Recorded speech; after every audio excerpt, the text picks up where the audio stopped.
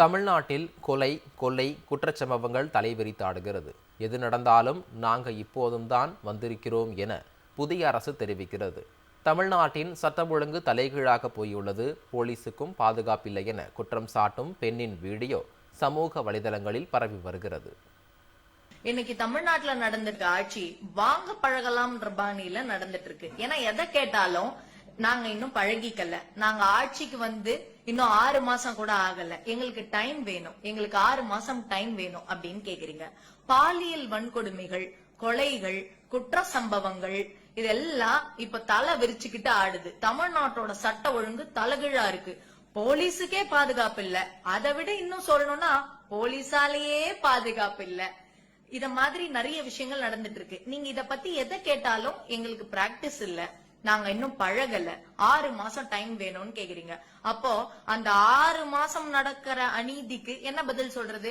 இன்னும் 1 மாசம் முழுசு ஆவாததுக்கே தமிழ்நாடு தாங்கல, 6 மாசம் வரைக்கும் நீங்க எங்களை ஆள பழகிறதுக்கு நாங்க என்னங்க உங்களுக்கு கொடுத்திருக்க ஹோம்ஒர்க்கா? தமிழ்நாட்டு மக்கள்லாம் என்ன ஏமாளிகளா? உங்களுக்கு ஓட்டு போட்ட மக்களை ஏன் இப்படி ஏமாத்துறீங்க திரு விஜய் அவர்களே? தயவு செஞ்சு இதுக்கு பிரஸ் மீட் கொடுத்து இவ்வளவு நடக்கும் போதிலும் நீங்க அமைதியா இருக்கிறது ரொம்ப தவறு, ரொம்ப தவறான செயல் சிஎம் சார் அவர்களே.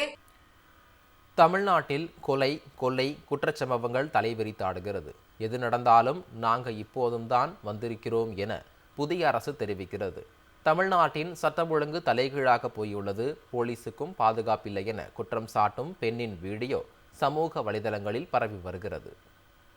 இன்னைக்கு தமிழ்நாட்டுல நடந்திருக்க ஆட்சி வாங்க பழகலாம்ன்ற பாணியில நடந்துட்டு இருக்கு. ஏன்னா எதை கேட்டாலும் நாங்க இன்னும் பழகிக்கல, நாங்க ஆட்சிக்கு வந்து இன்னும் 6 மாசம் கூட ஆகல, எங்களுக்கு டைம் வேணும், எங்களுக்கு 6 மாசம் டைம் வேணும் அப்படின்னு கேக்குறீங்க.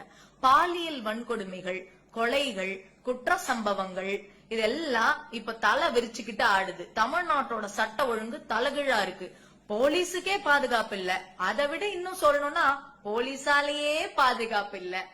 இத மாதிரி நிறைய விஷயங்கள் நடந்துட்டு இருக்கு. நீங்க இத பத்தி எதை கேட்டாலும் எங்களுக்கு பிராக்டிஸ் இல்ல, நாங்க இன்னும் பழகல, 6 மாசம் டைம் வேணும்னு கேக்குறீங்க. அப்போ அந்த 6 மாசம் நடக்கிற அநீதிக்கு என்ன பதில் சொல்றது? இன்னும் 1 மாசம் முழுசு ஆவாததுக்கே தமிழ்நாடு தாங்கல, 6 மாசம் வரைக்கும் நீங்க எங்களை ஆள பழகிறதுக்கு நாங்க என்னங்க உங்களுக்கு கொடுத்திருக்க ஹோம்ஒர்க்கா? தமிழ்நாட்டு மக்கள்லாம் என்ன ஏமாளிகளா? உங்களுக்கு ஓட்டு போட்ட மக்களை ஏன் இப்படி ஏமாத்துறீங்க திரு விஜய் அவர்களே? தயவு செஞ்சு இதுக்கு பிரஸ் மீட் கொடுத்து இவ்வளவு நடக்கும் போதிலும் நீங்க அமைதியா இருக்கிறது ரொம்ப தவறு, ரொம்ப தவறான செயல் சிஎம் சார் அவர்களே.